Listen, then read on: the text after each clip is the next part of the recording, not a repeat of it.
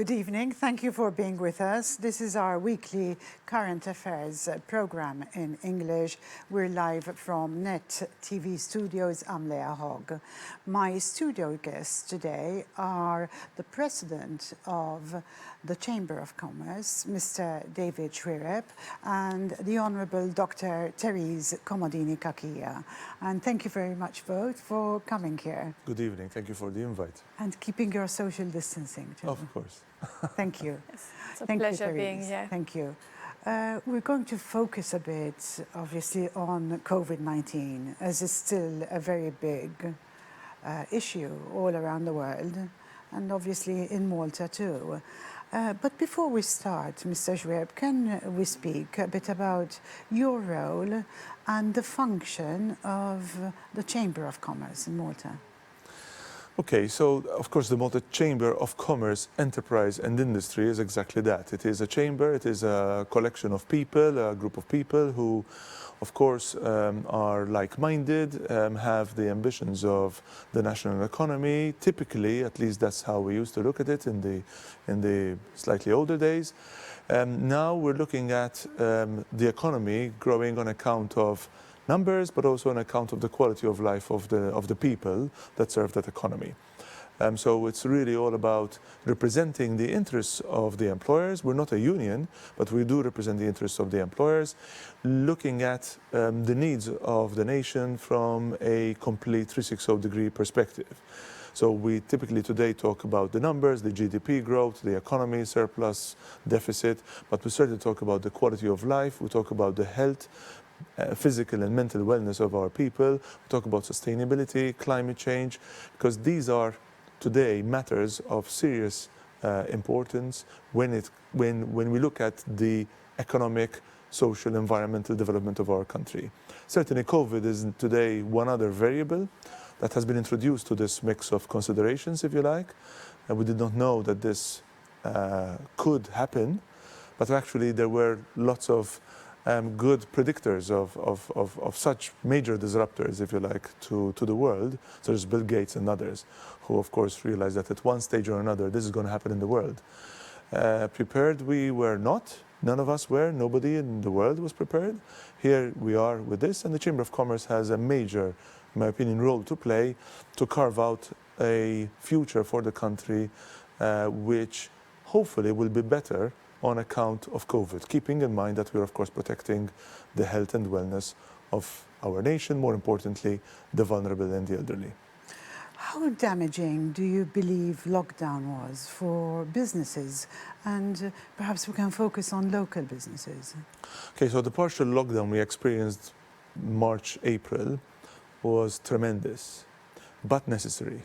In no way were we saying that the measures being taken were over the top, were too much.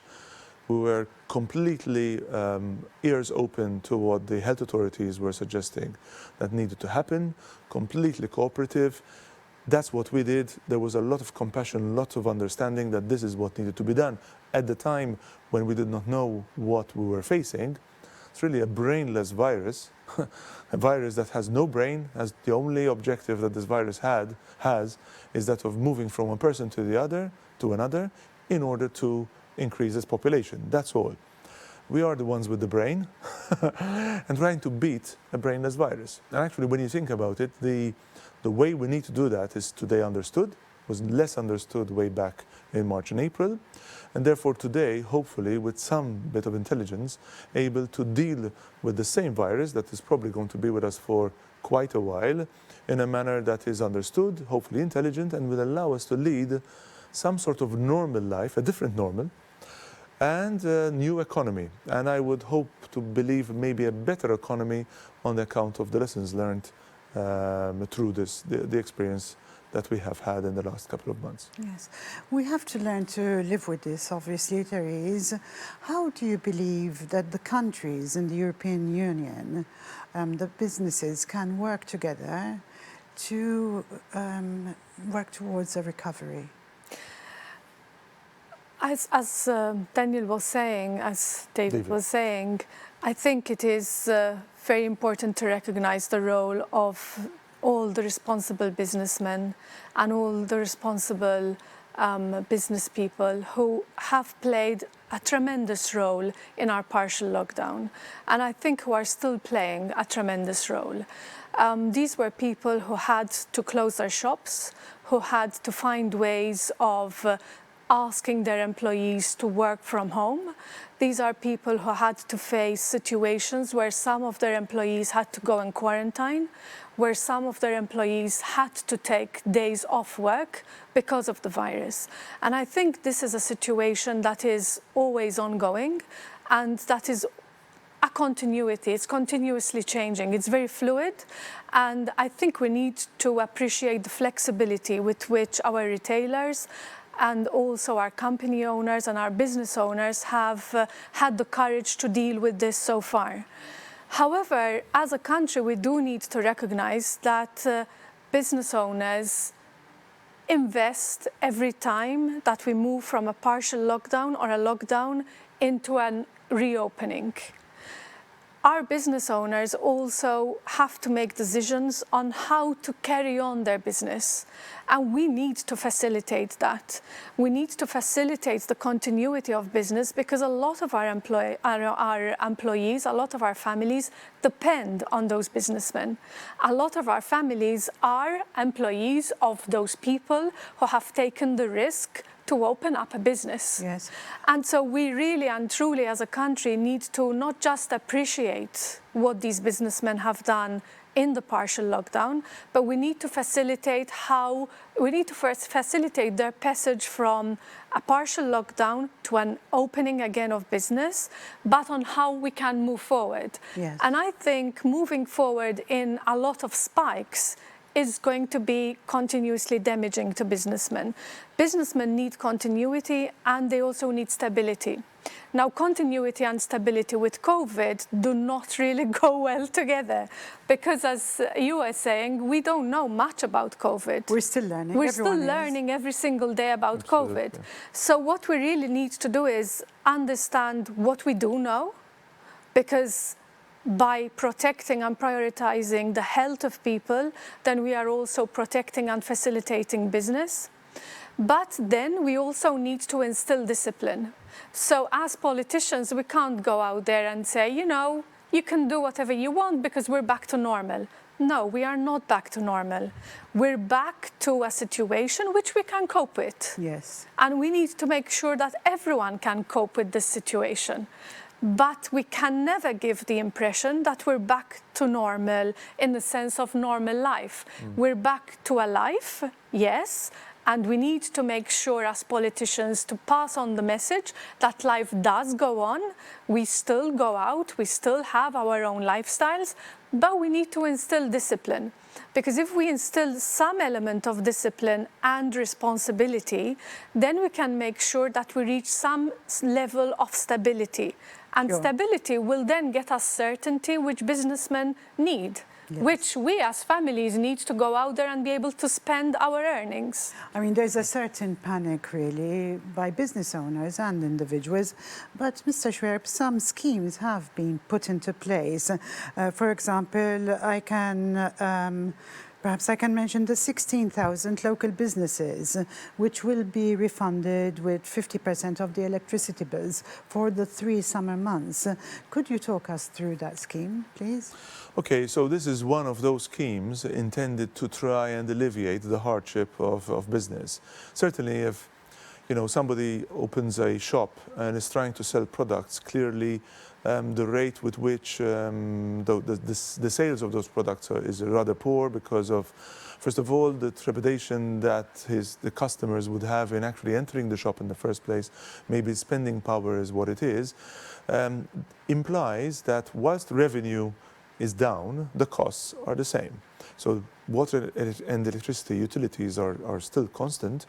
Employees' wages probably are still consistent, and rent is another very heavy load on a businessman in a simple shop.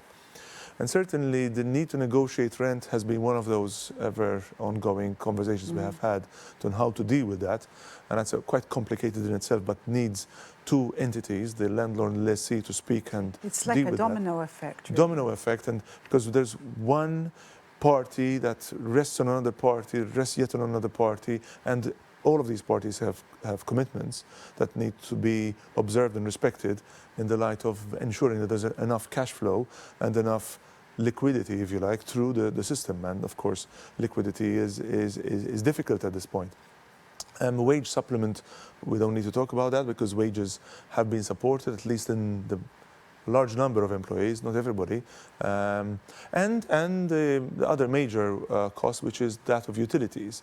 And therefore, a number of business owners have had the opportunity, or knew of the opportunity, launched yesterday really, on the ability to be reimbursed 50% of their water and electricity costs over the summer months. Does that apply to all businesses? It applies to those businesses that are small to medium, and of course there's a capping to each and every one of those businesses. There was one particular problem with a business owner that could have maybe more than one shop, and that was identified yesterday. There's a capping of 7,500, which is an increased cap to what it was originally communicated, relating to a business owner that does not have just the one shop, but a number of shops. Sure. And therefore is able to spread that load over a number of outlets. That's quite encouraging. I wanted also to refer to e-commerce and the increasing use of cryptocurrencies. What are your views on that? Okay, on cryptocurrencies, I'm not sure about that. Certainly, e-commerce has increased tremendously, which is a good thing in itself because it allows businesses to re-energize, regenerate. Certainly allows people to shop, notwithstanding, despite the fact keeping social distance, making social distancing slightly easier. We talked about the vulnerable not needing to go to a supermarket and rather, get their shopping online and get it delivered to one's house without intermingling with other people in a shop like that. Sure. That in itself is good. Certainly, the ability or the inability of local retail outlets to compete with other big international retail outlets that were selling their products online, such as Amazon and so on, of course, was a major challenge. But we have seen, at least in some, a considerable amount of reaction, positive reaction, certainly over a very short period of time, in investing in e-commerce platforms to be able to put their products online in competition with so many others and delivering that locally. Certainly the food business, and we've seen also, the logistics companies, such as people who normally would have chauffeured from one place to another through a taxi, made use of that infrastructure, taxis and cars, to move food from one place to another. And then we saw also the advent of the use of motorcycles to be able to deliver food. That's great e-commerce. Cryptocurrency, I'm not sure really about that. Very few people are today talking about that, even though that could be the future. But in terms of the effect of cryptocurrency on the current COVID economy, I know very little about that. Thank you. Thank you very much. I'd like to take a few minutes to address the political crisis in Malta. How is that going to affect local businesses? Well, nobody wants political crisis. That's bad for everybody. Bad for the normal person, bad for business, and certainly bad for the country's reputation. On the other hand, we all knew that we had some crises that we really needed to unearth and expose and arraign in court and allow the systems to do, the police and the courts to do their actions. So today we're of course rather shocked, one story after the other unearthed in a manner that shocks us. But if you look at it from the other side, if we really knew that crises were meant to be unearthed, corruption was meant to be unearthed, and little by little we started to unearth some of these stories which shock us day in, day out, mind you. Certainly is what needs to happen. Are we doing enough? Are we doing it the right way? Are we leaving people out? These are the questions that people are asking. Are we doing enough? I mean, I think ultimately justice is all about, I'm no lawyer by the way, but justice is really about doing something and allowing the people out there to feel that something is actually being done. Then the next question is what's being done in the right way? Is it done fast enough? Have we unearthed everything that we need to be unearthing? And I think that, justice is really about ensuring that the people out there feel that the police, that the judiciary, that, the FIAUs of this world all are doing their job correctly and are doing enough to appease, to reassure us that when it is that we compete out there in business, when a business person is putting a bid in to government on a tender or is competing with another businessman on a particular job, then he or she need to feel that they're being judged on a level playing field and nothing less than that. Yes. Until such time as we're able to achieve that, then probably we are not doing enough. Certainly we have a very important test that we all need to face as a country, that is, which is Moneyval. That's not just about a test that we need to reassure ourselves that we're doing things right, but we also need to reassure the international world that what we are doing is right, feels right, is visible, is measurable, and actually puts us on the same level playing field with other countries when we compete for international business to come to our shores. Because that could affect future investments into the country. It will certainly affect it will affect business people, it will affect banks, it will affect the way we are perceived in the international market. Now, a lot has been done, which we have to applaud. The business entities, the business parties, the Chamber of Commerce is doing a lot to ensure that all the parties, all the people that have anything to say, any say in the matter, to ensure that we avoid grey listing, is being done. We're trying to hold hands together and ensure and hold our breath that we're able to pass through this phase, not only the test in October, but actually hopefully the feedback we'll get sometime in April, I guess, will be positive. Because if it isn't, we're in for a rough ride. And COVID might have been one disruptor, major disruptor.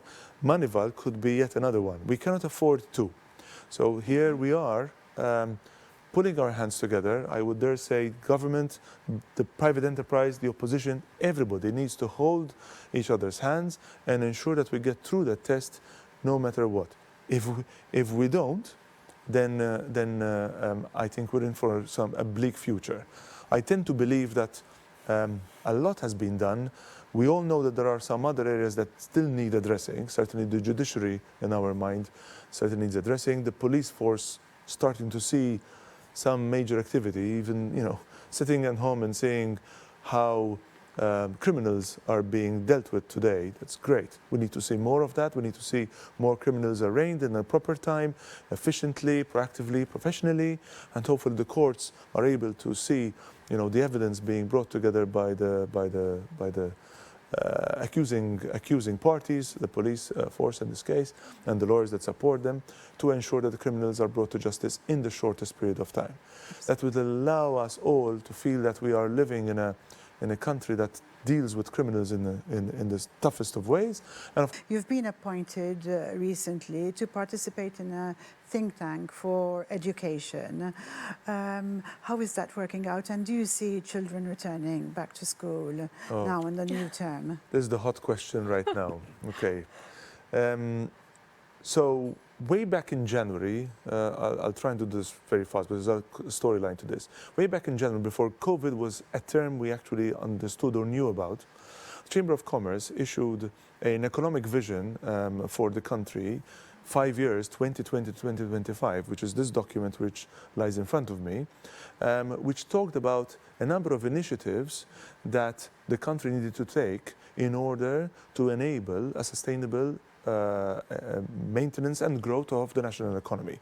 Given that what we had experienced in the last 5 years, which was great, it was positive surpluses and all, needed some attention to ensure that we do not correct what had been built. So this was really intended to address that. One of the main points then in January, before this came about, which the 28 CEOs that contributed to this document, together with myself before January, was our lack of preparedness to have adaptable, flexible youngsters join our industry as this is developing into the technology, AI, big data, quantum physics world.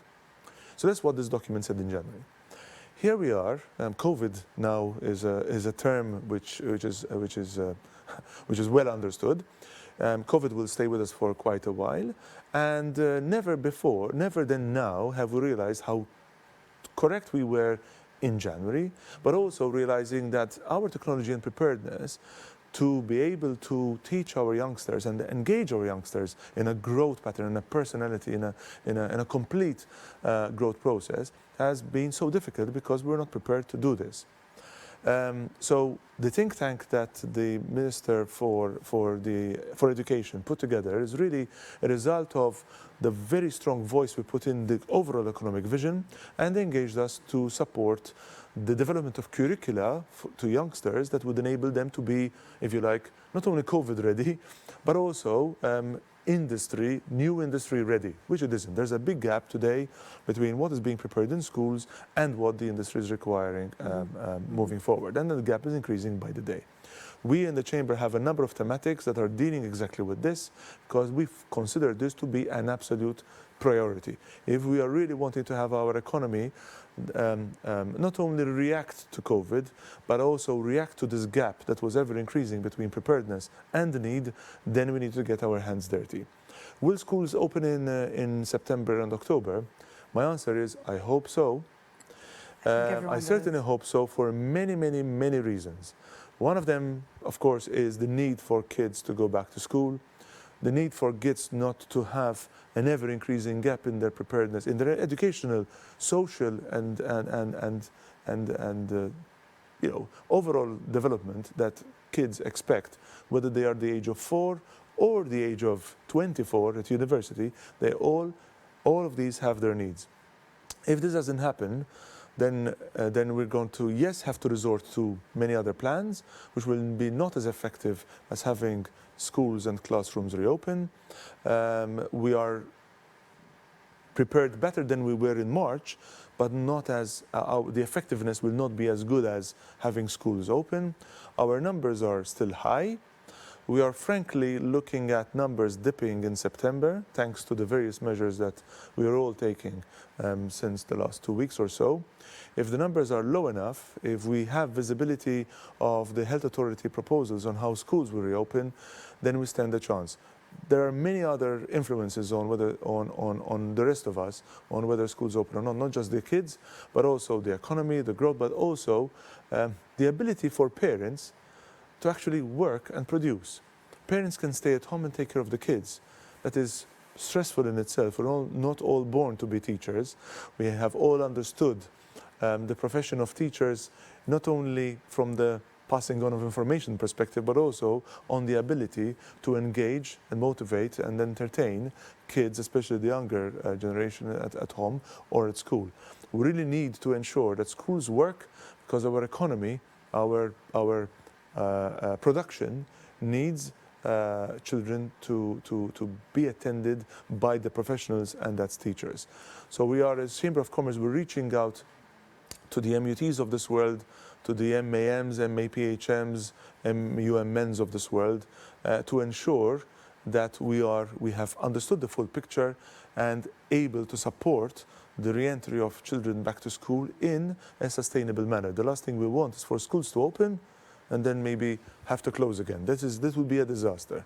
So we're really working to ensure that schools open in a sustainable, reliable manner that allows the country to develop in its economy and in its education, in its well-being, in the most resilient of manners. It's very encouraging to hear that you're participating, I think. Thank you very much. I am with Mr. David Xuereb and the Honourable Therese Comodini Cachia, who's going to remain with me here. Thank you very much.